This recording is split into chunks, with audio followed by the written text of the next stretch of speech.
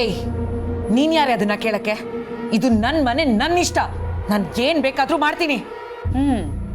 ನಿನ್ ಮನೆ ಅಂತ ಹೇಳ್ತೀಯ, ಆದ್ರೆ ನೀನ್ ಮಾಡೋ ಕೆಲ್ಸಕ್ಕೆ ಈ ಮನೇಲಿ ನಿನಗೆ ಜಾಗ ಕೊಟ್ಟಿರೋದೇ ಹೆಚ್ಚು. ಅದರಲ್ಲೂ ಈ ಸತಿ ನೀನ್ ಇಷ್ಟೆಲ್ಲ ಮಾಡಾದ್ಮೇಲೂ ಕಾರ್ತಿಕ್ ನಿನ್ ಪರ ನಿಂತಿದ್ದಾನೆ. ಅದಕ್ಕೆ ಸ್ವಲ್ಪನಾದ್ರೂ ಕೃತಜ್ಞತೆ ಇಟ್ಕೋ. What ever. ನೋಡು ಸತ್ಯ, ನನಗೆ ನಿನ್ ಮುಖ ನೋಡೋದಕ್ಕೂ ಇಷ್ಟ ಇಲ್ಲ. ದಯವಿಟ್ಟು ಇಲ್ಲಿಂದ ಹೊರಡು. ಸುಮ್ಮನೆ ಕಿರಿಕ್ ಮಾಡ್ಬೇಡ. ಅದು ನಿನ್ ಜಾಯಮಾನ. ಯಾವಾಗ್ಲೂ ಕಿರಿಕ್ ಮಾಡೋದು ನಂದಲ್ಲ. ಸತ್ಯ, ಮೊದಲೇ ನನ್ನ ತಲೆ ಕೆಟ್ಟು ಹೋಗಿದೆ. ಆಲ್ರೆಡಿ ನಿನ್ನಿಂದ ಆಗಿರೋದು ಸಾಕು. ತಲೆ ಕೆಟ್ಟು ನಾನೇನಾದ್ರೂ ಮಾಡೋದಕ್ಕಿಂತ ಮುಂಚೆ ಇಲ್ಲಿಂದ ಹೊರಟು ಹೋಗು.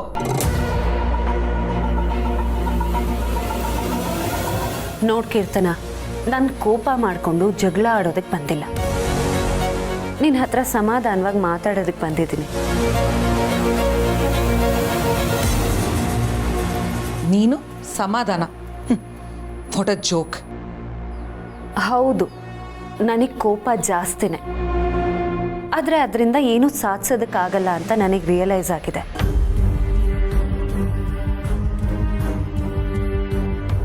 ಅದರಲ್ಲೂ ನಿನ್ನಂಥ ಹಠಮಾರಿಗಳ ಜೊತೆ ಚಾನ್ಸೇ ಇಲ್ಲ. ನೀನಿಲ್ಲೂ ಟಾಂಟ್ ಕೊಡ್ತಾ ಇದೆಯಾ? ಇಲ್ಲ ಕೀರ್ತನ, ಫ್ಯಾಕ್ಟ್ ಹೇಳ್ತಾ ಇದ್ದೀನಿ. ನಾನು ಈ ಮನೆಗೆ ಬಂದಾಗಿಂದ ನೋಡ್ತಾನೆ ಇದ್ದೀನಿ. ಒಂದಲ್ಲ ಒಂದು ಬೇಡದೇ ಇರೋ ಕೆಲಸ ಮಾಡ್ತಾನೆ ಇರ್ತೀಯ, ಸಿಕ್ಕಾಕೋತೀಯ. ಆದರೆ ಇದರಿಂದ ಸಫರ್ ಮಾಡ್ತಿರೋದು ಮನೆಯವರು. ಎಷ್ಟೋ ಸಲ ನನಗೆ ಕೆಟ್ಟದ್ದು ಮಾಡೋದಕ್ಕೆ ಹೋಗಿ ಇಡೀ ಮನೆನೇ ಒದ್ದಾಡಿದೆ. ನೆನಪಿದ್ಯಾ ನಿನಗೆ? ನೀನು ಈ ಮನೆ ಮಗಳು ಕೀರ್ತನ. ಈ ಮನೆ ನೆಮ್ಮದಿನ ಕಾಪಾಡಬೇಕಾದವಳು. ಅದನ್ನು ಬಿಟ್ಟು ನೀನೇ ಹಾಳು ಮಾಡೋದಲ್ಲ. ಅಯ್ಯೋ ದೇವ್ರೆ, ನಮ್ಮ ಸತ್ಯಂಗೆ ಎಲ್ಲಿಂದ ಇಷ್ಟೊಂದು ತಾಳ್ಮೆ ಬಂತು ಅಂತ. ನೀನು ಮಾಡೋ ಕೆಟ್ಟ ಕೆಲಸಕ್ಕೆ ಅತ್ತೆ ಎಷ್ಟು ನೊಂದ್ಕೋತಾರೆ, ರಾಯರು ಎಷ್ಟು ಬೇಜಾರು ಮಾಡ್ಕೋತಾರೆ ಅಂತ ನೀನು ಯೋಚನೆ ಮಾಡಿದ್ಯಾ?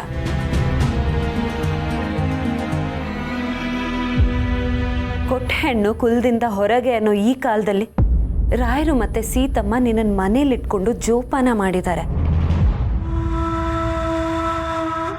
ಅವ್ರಿಗೆ ನೀನು ತೋರಿಸೋ ಕೃತಜ್ಞತೆ ಇದೇನಾ? ಸ್ಟಾಪ್ ಇಟ್ ಸತ್ಯ. ನನಗೆ ನಿನ್ ಭಾಷಣ ಕೇಳೋ ಪೇಷನ್ಸ್ ಇಲ್ಲ. ಪೂರ್ತಿ ಕೇಳಿಸ್ಕೋ ಕೀರ್ತನ, ಇನ್ನೂ ಇದೆ. ನೀನು ಹಿಂದೆ ಮಾಡಿರೋ ಎಲ್ಲ ಕೆಟ್ಟ ಕೆಲಸಗಳನ್ನ ಮರ್ತು ಬಿಡೋಣ. ಆದ್ರೆ ನೀನು ಈ ಸತಿ ಮಾಡಿದ್ದು ನನಗೆ ಹೇಳೋದಕ್ಕೂ ಕಷ್ಟ ಆಗ್ತದೆ. ನಿನ್ನ ಸ್ವಂತ ತಮ್ಮನ ಮೇಲೆ ಆರೋಪ ಹೊರಿಸಿ ಜೈಲಿಗೆ ಕಳಿಸಿದ್ಯಲ್ಲ, ಇದು ನಿನಗೆ ನ್ಯಾಯ ಅನ್ಸತ್ತಾ? ನೀನು ನನಗೆ ಅಷ್ಟೊಂದು ಕಾಟ ಕೊಟ್ಟರು ಕಾರ್ತಿಕ್ ಒಂದು ಸಲನೂ ನಿನ್ನ ಬಗ್ಗೆ ಕೆಟ್ಟದಾಗಿ ಹೇಳಲಿಲ್ಲ. ಯಾಕೆ ಗೊತ್ತಾ? ಯಾಕೆ ಅಂದರೆ ಅವನು ನಿನ್ನನ್ನು ಅಕ್ಕ ಅಂತ ತಲೆ ಮೇಲೆ ಹೊತ್ಕೊಂಡಿದ್ದಾನೆ.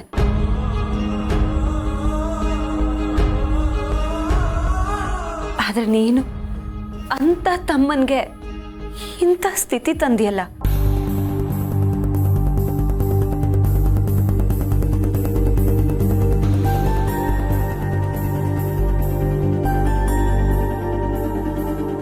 ಈ ಕಾರ್ತಿಕ್ ಮನಸ್ಸಲ್ಲಿ ನಿನಗೆ ಜಾಗ ಇರುತ್ತ ಕೀರ್ತನ? ಅಕ್ಕ ಅನ್ನೋ ಭಾವನೆನೇ ಸತ್ತೋಗಿರಲ್ವಾ?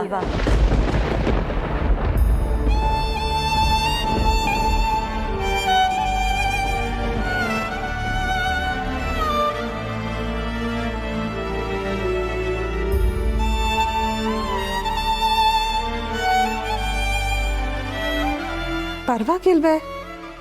ನಮ್ಮ ಸತ್ಯಂಗೆ ಕೀರ್ತನ ಅಂತವ್ರನ್ನು ಮಾತಲ್ಲಿ ಕಟ್ಟಾಕಕ್ಕೆ ಬರುತ್ತೆ ಅಂತಾಯ್ತು. ನೀನ್ ನಿನ್ ಸ್ವಂತ ತಮ್ಮನ್ಗೆ ನಂಬಿಕೆ ದ್ರೋಹ ಮಾಡಿದ್ಯಾ ಕೀರ್ತನ? ಅಕ್ಕ ಅಂದ್ರೆ ಎರಡನೇ ತಾಯಿ ಅಂತ ಹೇಳ್ತಾರೆ. ಆದ್ರೆ ತಾಯಿ ಆದವಳು ಮಾಡೋ ಕೆಲ್ಸನ ಇದು. ಸಾಕು ಸತ್ಯ, ಸಾಕು. ಪ್ಲೀಸ್ ನಿಲ್ಸು. ಇನ್ನಾದ್ರೂ ಬದಲಾಗೋ ಕೀರ್ತನ. ಇಂಡೈರೆಕ್ಟ್ ಆಗಿ ಹೇಳಿದ್ದಾಯ್ತು, ಕೋಪ ಮಾಡ್ಕೊಂಡು ಹೇಳಿದ್ದಾಯ್ತು, ವ್ಯಂಗ್ಯವಾಗೂ ಹೇಳಿದ್ದಾಯ್ತು. ನನ್ನೂ ಸೇರಿ ಮನೆಯವ್ರು ಎಲ್ಲರೂ ಬೈದು ಹೇಳಿದ್ದಾಯ್ತು. ಈಗ ಒಳ್ಳೆ ಮಾತಲ್ಲಿ ಹೇಳ್ತಾ ಇದ್ದೀನಿ, ಪ್ಲೀಸ್ ಬದಲಾಗು.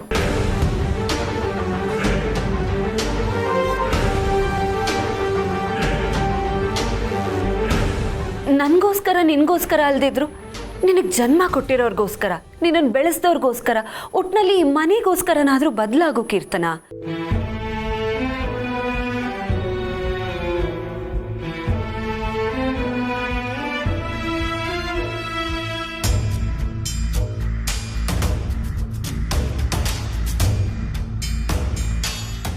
ನೀನಿನ್ನೂ ಬದಲಾಗ್ಲಿಲ್ಲ ಅಂದರೆ ಮನುಷ್ಯಲಾಗಿರೋದಕ್ಕೆ ಅರ್ಹಳಲ್ಲ. ಯೋಚನೆ ಮಾಡಿ.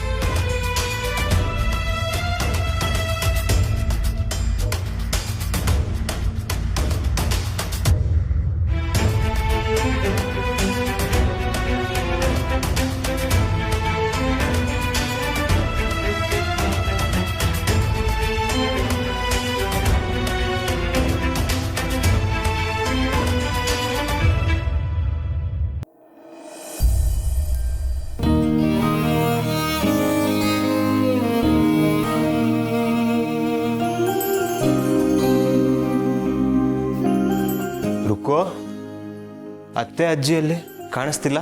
ಅವರು ದೇವಸ್ಥಾನಕ್ಕೆ ಅಂತ ಹೋಗಿದ್ದಾರೆ ಮಾವ. ನಮಗೂ ಒಳ್ಳೇದಾಗ್ಲಿ ಅಂತ ಕೇಳ್ಕೊಂಬರಕ್ಕೆ ಹೋಗಿದ್ದಾರೆ. ಹೌದು, ನೀವೇನು ಇವತ್ತಿಷ್ಟು ಬೇಗ ಬಂದಿದ್ದೀರಾ? ಹುಷಾರಾಗಿದ್ದೀರಾ ತಾನೆ? ಯಾಕೋ ಸ್ವಲ್ಪ ಸುಸ್ತು, ತಲೆನೋವು, ಅದಕ್ಕೆ ಬೇಗ ಬಂದೆ. ಅಯ್ಯೋ ಹೌದಾ? ಟ್ಯಾಬ್ಲೆಟ್ ಕೊಡ್ಲಾ ಇಲ್ಲ ಕಷಾಯ ಆದರೂ ಮಾಡಿಕೊಡ್ಲಾ? ಏನು ಬೇಡ ರುಕ್ಕು, ಸ್ವಲ್ಪ ಹೊತ್ತು ಮಲಗಿ ರೆಸ್ಟ್ ಮಾಡ್ತೀನಿ, ಸರಿ ಹೋಗುತ್ತೆ. ಹಾಂ ರುಕ್ಕು, ನಿನಗಾದ್ರೆ ಸ್ವಲ್ಪ ದರ್ಶಿನಿ ಹತ್ರ ಹೋಗ್ಬಾ. ನನ್ನ ಬದಲಿಗೆ ನೀನು ಸ್ವಲ್ಪ ಅದನ್ನು ನೋಡ್ಕೋತೀಯಾ? ನಾನು ಸ್ವಲ್ಪ ಹೊತ್ತು ಬಿಟ್ಕೊಂಡು ಬಂದ್ಬಿಡ್ತೀನಿ. ಡಾಕ್ಟರ್ ಹೇಳಿದ್ದು ಪೇಷಂಟಿಗೆ ಬೇಕಾಗಿರೋದು ಎರಡೂ ಒಂದೇ ಆಗೋಯ್ತಲ್ಲಪ್ಪ ದೇವ್ರೆ. ಇದ್ದೇ ಚಾನ್ಸು ದಿವ್ಯಾ. ಸರಿ ಮಾವ, ನೀನೇನಾದರೂ ಹೇಳಿದ್ರೆ ನಾನು ಆಗಲ್ಲ ಅಂತೇನಾ? ನಾನು ದರ್ಶನಿಗೆ ಹೋಗ್ತೀನಿ, ನೀನು ತಲೆನೋವಿಗೆ ಬಾಂಬ್ ಹಚ್ಕೊಂಡು ಮಲ್ಕೋ. ತುಂಬ ಓಡಾಟ ಇತ್ತಲ್ಲ, ಅದಕ್ಕೆ ನಿನಗೆ ಹೀಗಾಗಿದೆ.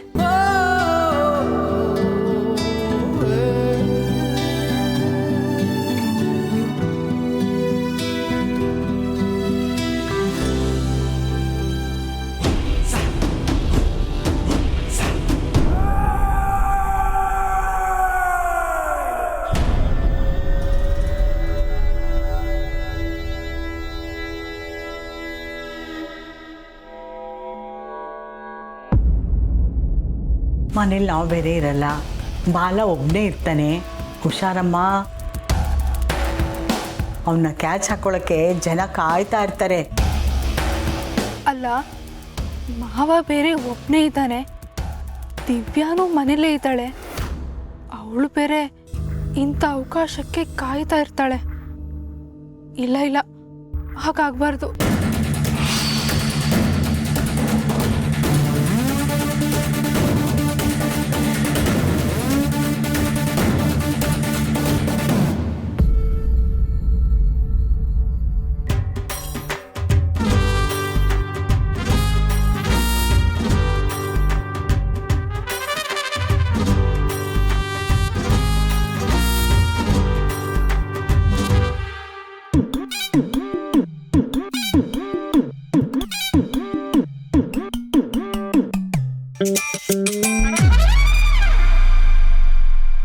ನಿಲ್ಸೆ.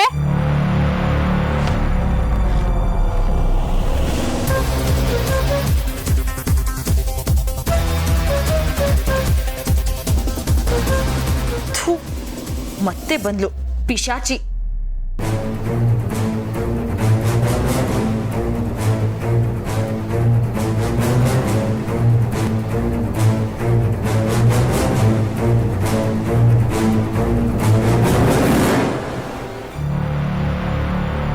ಏನೇ ಮಾಡ್ತಿದೀಯ ಇಲ್ಲಿ?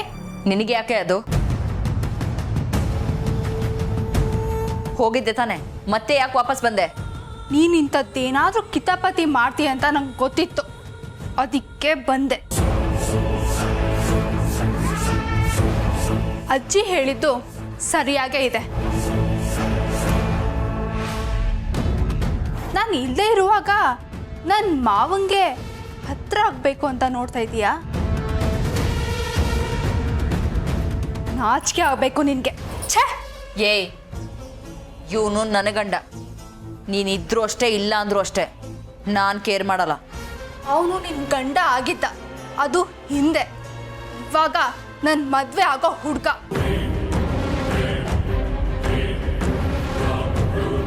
ನನ್ನ ಹುಡುಗಂಗೆ ತಂಟೆಗೆ ಬಂದರೆ ಗ್ರಹಚಾರ ಬಿಡಿಸ್ತೀನಿ ಅಂತ ಅವಾಗಲೇ ಹೇಳಿಲ್ವಾ? ಇದನ್ನ ಅರ್ಥ ಮಾಡ್ಕೊಂಡ್ರೆ ನಿನಗೆ ಒಳ್ಳೇದು.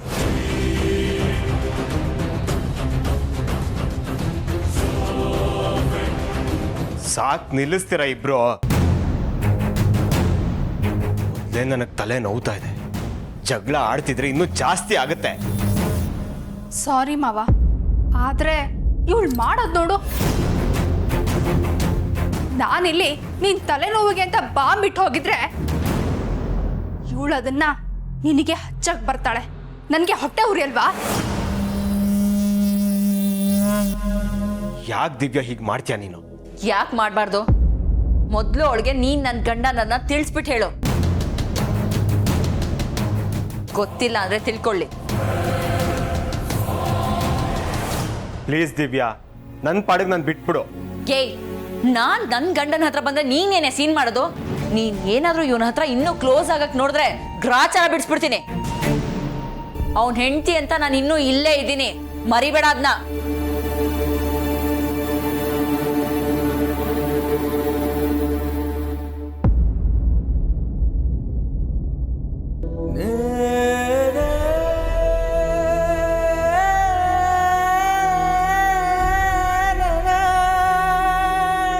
ಹುಷಾರು ಮಾವ, ಒಬ್ಬನೇ ಇರ್ತೀಯ. ನಾನು ಹೋಗಿ ಬರ್ತೀನಿ. ಏನಾಗಲ್ಲ ರುಕ್ಕು, ನೀನು ಆರಾಮಾಗಿ ಹೋಗ್ಬಾ. ಒಂದ್ಸರಿ ಮಾಡಿದ ತಪ್ಪನ್ನ ನಾನು ಮತ್ತೆ ಮಾಡಲ್ಲ. ನೀನು ತಲೆ ಕೆಡಿಸ್ಕೊಬೇಡ.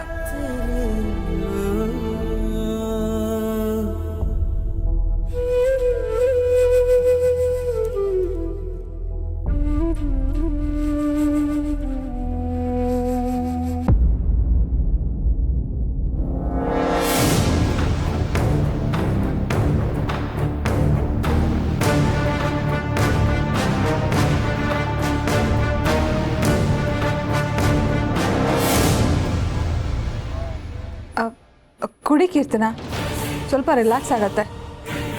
ಮೊದಲೇ ಶಾಕಲ್ಲಿ ಬೇರೆ ಇದೆಯಾ, ಗಂಟ್ಲು ಬೇರೆ ಒಣಗಿರುತ್ತೆ. ತಗೋ.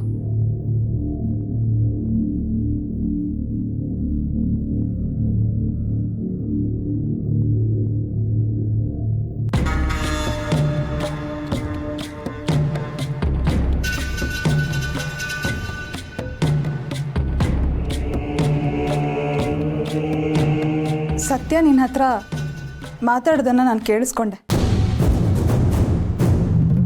ಅವಳ ತಾಳ್ಮೆ ನೋಡಿ ನನಗೆ ತುಂಬ ಆಶ್ಚರ್ಯ ಆಯಿತು.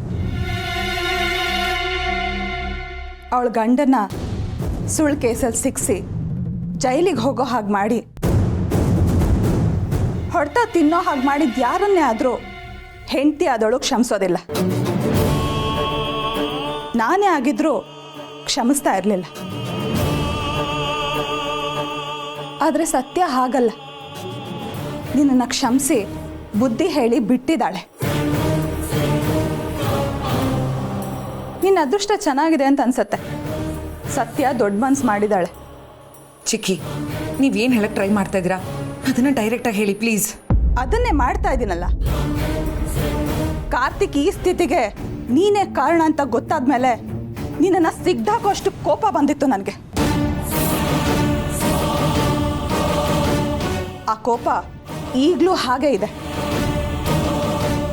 ಅಂಥದ್ರಲ್ಲಿ ನೀನು ಬದಲಾಗಲಿ ಅಂತ ಸತ್ಯ ಒಳ್ಳೆ ತಂದಿಂದ ಮಾತಾಡಿ ಹೋದ್ಲು.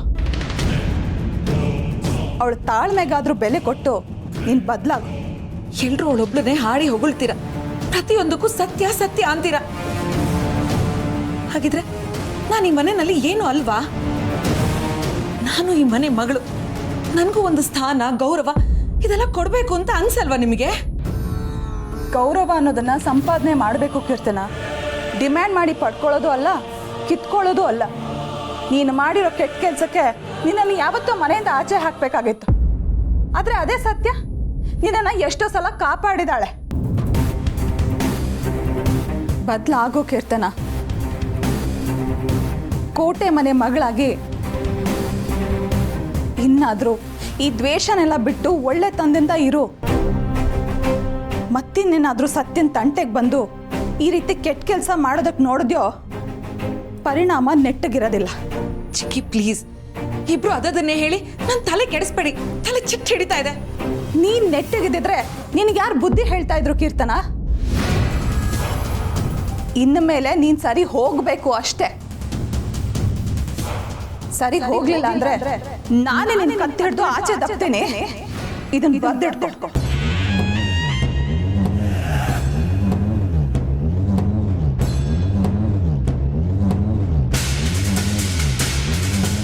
ಓ ಮೈ ಗಾಡ್, ಈ ಸತ್ಯ ಎಲ್ರಿಗೂ ಹುಚ್ಚಿಡ್ಸಿದಾಳೆ. ಈ ಚಿಕ್ಕಿ ನನ್ನ ಎದುರುಗಡೆ ನಿಂತು ಇಷ್ಟು ಜೋರಾಗಿ ಮಾತಾಡ್ತಾ ಇದ್ದಾರೆ. ಬರ್ತಾ ಬರ್ತಾ ಸಿಚುಯೇಷನ್ ಕಾಂಪ್ಲಿಕೇಟ್ ಆಗ್ತಾ ಇದೆ.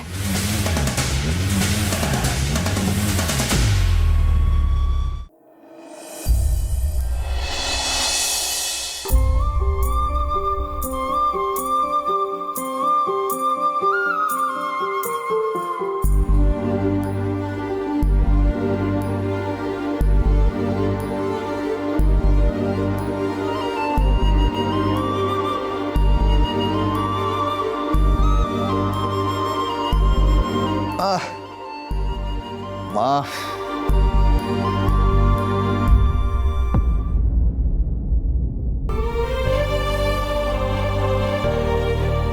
ಕೈ ಎತ್ತಕ್ಕೆ ಆಗ್ತಿಲ್ಲಲ್ಲ.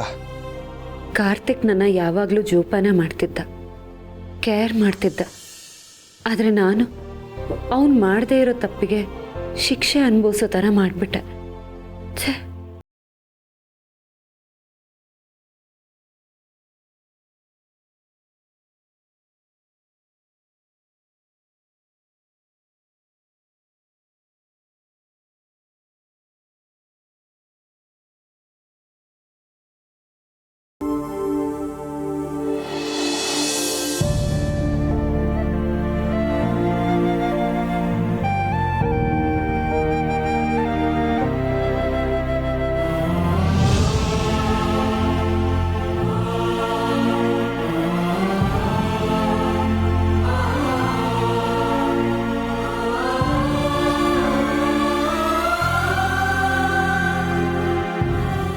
ಸತ್ಯ, ಥ್ಯಾಂಕ್ ಯು ಫಾರ್ ಎವ್ರಿಥಿಂಗ್.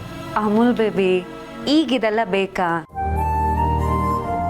ಹಾಗೆ ನೋಡಿದ್ರೆ ನಾನು ನಿನಗೆ ಥ್ಯಾಂಕ್ಸ್ ಹೇಳಬೇಕು.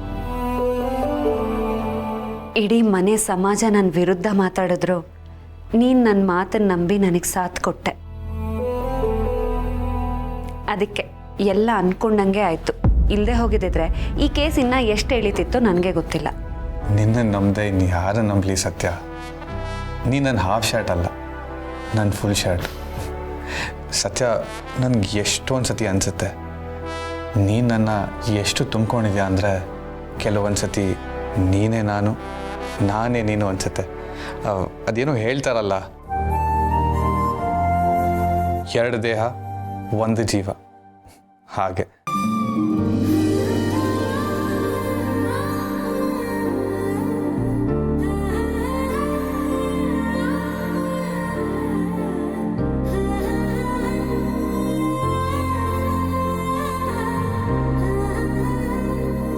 ಆಗಿರೋದನ್ನ ಎಲ್ಲ ಕೆಟ್ಟ ಕನಸು ಅಂತ ಮರೆತು ಇಬ್ಬರು ಜೊತೆಯಾಗಿರೋಣ, ಓಕೆ?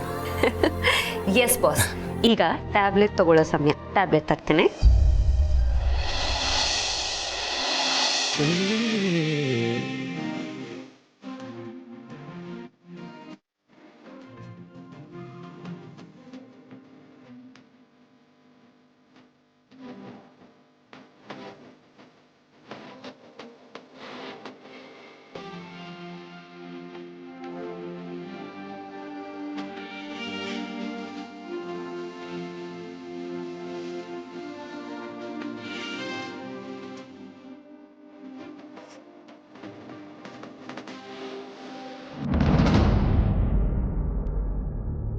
ಮೇಡಮ್, ನಿಮ್ಗೊಂದು ವಿಷಯ ಹೇಳಲೇಬೇಕು. ಏನ್ ವಿಷಯ ನಂದಿನಿ? ಅದೇ ಮೇಡಮ್, ನಮ್ಮ ACP ಸರ್ ಬಗ್ಗೆ. ACP ಸರ ಏನಾಯ್ತು ಅವ್ರಿಗೆ? ಏನಾಗಬೇಕಾಗಿತ್ತೋ ಅದೇ ಆಯ್ತು ಅನ್ನಿ.